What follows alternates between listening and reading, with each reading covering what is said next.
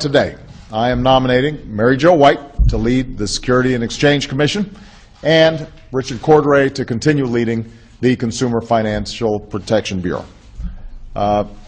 This guy's bothering me here.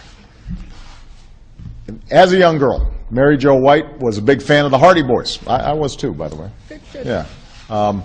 As an adult, she's built a career the Hardy Boys could only dream of. Over a decade as a U.S. attorney in New York, she helped prosecute white-collar criminals and money launderers.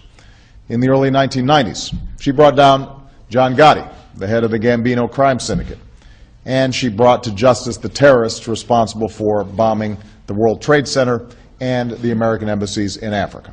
So I'd say that's a pretty good run. You don't want to mess with Mary Jo. As one former SEC chairman said, Mary Jo does not intimidate easily. And that's important because she has a big job ahead of her. My second nominee is a familiar face. A year and a half ago, I nominated Richard Cordray to lead the watchdog agency we created to give Americans the information they need to make sound financial choices and protect them from unscrupulous lenders and debt collectors. As a former Attorney General of Ohio, with a long record of working with Democrats and Republicans on behalf of the American people, nobody questioned Richard's qualifications. But he wasn't allowed an up or down vote in the Senate, and as a consequence, I took action to appoint him on my own. And over the last year, Richard has proved to be a champion of American consumers.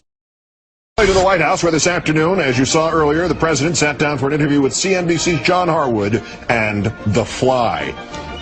To increase the transparency and the openness that has been the signature characteristic of our sorry, I'm going to start over. I'm going to start at I will contrast. Hey, get out of here. That's the most persistent fly I've ever seen. Nice. Now, where were we? Was he on that list of that fly, the list of White House guests? And big deal, Mr. Miyagi did it with chopsticks. The fly was smooshed, wound up on the floor. After the interview, the president bent over and picked the dead fly up with a napkin. Unexpectedly, it turned out to be Jeff Goldblum.